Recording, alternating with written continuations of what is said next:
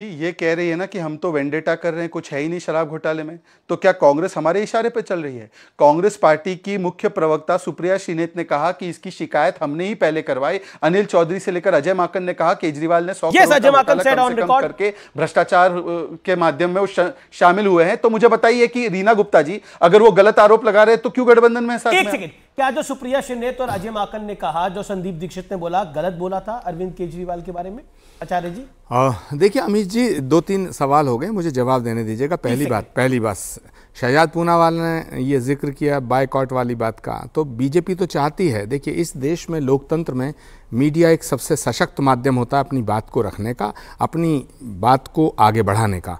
तो बीजेपी चाहती है कि सिर्फ टेलीविज़न पर बीजेपी नज़र आए और बाकी जितने विपक्षी दल हैं ये मीडिया का बॉयकॉट करें। तो किसी ने मीडिया का बॉयकॉट नहीं किया था, थोड़ा सा कन्फ्यूजन हो गया था, वो भी कमलनाथ जी ने, अशोक गहलोत जी ने, कांग्रेस के नेताओं ने, और आज हम रीना गुप्ता जी भी आई हैं आम आदमी पार्टी से। और मैं भी ऐसा मानता हूं कि ये जो बॉयकॉट का जो फैसला था ये या तो 2024 में जब हमारा इंडिया गठबंधन बनेगा उसके लिए था, किसी कन्फ्यूजन बस ऐसा कुछ हो गया था जिससे कि एक कन्फ्यूजन क्रिएट हुआ।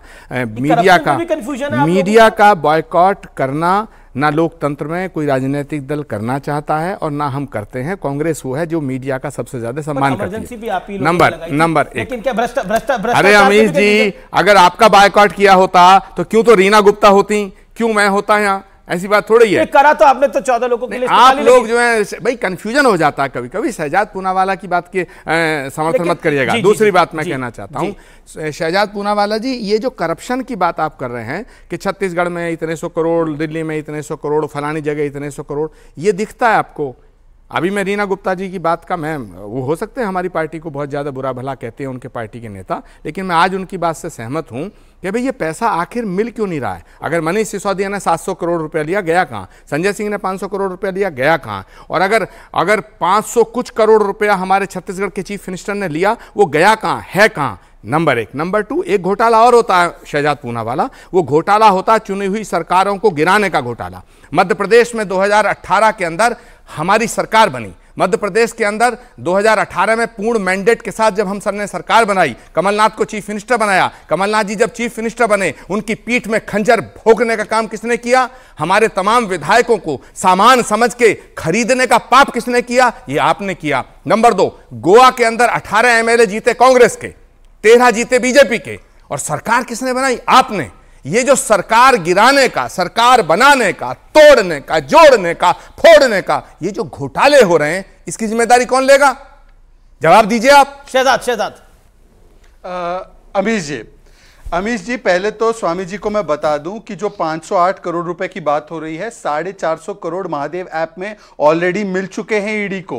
64 करोड़ रुपए चंद्रभूषण वर्मा से मिले, जो कि ओएसडी भूपेश बाघेल के रिश्तेदार है, और अभी तक वो लिंक नहीं समझा पाए। छोड़ देते उस विषय को, अब अगले सवाल पे आते हैं। मान्यवर एक बात बताइए। शहजाद पूनावाला जी, एक सेकंड, 10 सेकंड रुकिए शहजाद जी। शहजाद प्लीज 10 सेकंड, बहुत इंपॉर्टेंट बात है। 10 सेकंड शहजाद, मैं कभी नहीं टोकता हूं, कभी नहीं टोकता हूं। आप सबको टोकते हो, मुझे मेरी बात सुनने दीजिएगा। 10 सेकंड, मैं 10 सेकंड, आज न्यूज 18 पे मैं चुनौती देता हूं। अगर आप ये मानते हैं, आपकी एजेंसी मानती है, भारत की सरकार मानती है कि एक सिटिंग चीफ मिनिस्टर 500 करोड़ का रिश्वत या हवाला का पैसा उसके पास है, तो फिर आप कर क्या रहे हैं? आप ऐसी डायरी मेंटेन कर रहे हैं जो मुनीम मेंटेन करते हैं। आप सरकार है, आप ताकतवर सरकार है, ताकतवर केंद्र है, फिर हमारे मुख्यमंत्री के खिलाफ एफआईआर दर्ज करिएगा। मुख्यमंत्री की छवि को बदनाम करने की कोशिश कर रहे हैं आप। बता रहा हूं, अब हो गया स्वामी जी, 10 सेकंड से ज्यादा हो गया। अब जवाब दीजिए स्वामी जी, आपने बोल दिया, अब मैं इस पे भी आ रहा हूं। हाँ, मैं इस पे भी जवाब दे रहा हूं। पहले आपके दूसरे सवाल का जवाब देता हूं, फिर इस पे जवाब देता हूं। आपने कहा कि यहां सरकार गिराई, वहां सरकार गिराई, ये सरकार गिराने का घोटाला। तो बताइए, महाराष्ट्र में मैंडेट किसको मिला था और बिहार में मैंडेट किसको मिला था? और किसने पार्टी चुराकर पूरी पार्टी, मतलब हॉर्स ट्रेडिंग तो सुना था, पहली बार स्टेबल अस्तबल को ही ले गए आप।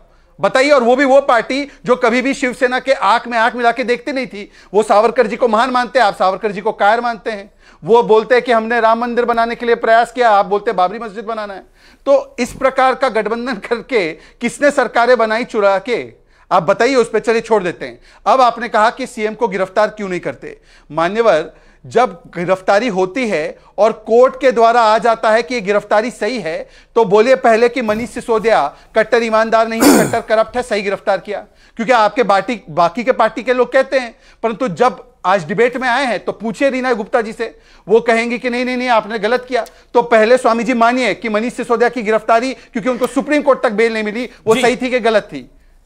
पहले मानिए संजय सिंह की गिरफ्तारी सही थी या गलत थी? मानिए विजय नायर की गिरफ्तारी सही थी या गलत थी?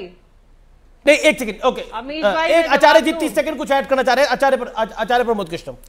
एक बात बताइए, शहजाद पूनावाला इतनी ताकतवर सरकार के आप प्रवक्ता हैं, हाँ बोलिए, सत्ताधारी दल के प्रवक्ता हैं, ये विपक्ष के तमाम नेताओं से ही महादेव का संपर्क और संबंध है। ये महादेव जी को कभी आपने नहीं देखा? ये महादेव जी से आपका संबंध नहीं है, सिर्फ छत्तीसगढ़ के हमारे एक चीफ मिनिस्टर का संबंध है। मैंने ये नहीं कहा चीफ मिनिस्टर को गिरफ्तार करो, मैंने ये कहा इसको साफ सुनिए और आप बात को इधर से उधर मत घुमाइए। शहजाद पूनावाला जी आज मुझे जवाब दीजिएगा, अगर ईडी के पास कोई सबूत है, अगर भारत सरकार के पास कोई सबूत है, तो हमारे मुख्यमंत्री के खिलाफ एफआईआर दर्ज करिए, हम बिल्कुल खुलेआम स्वागत करेंगे। एक सवाल तो खड़ा होगा, मगर आप चीफ मिनिस्टर के खिलाफ अरविंद पे माहौल बना रहे हैं।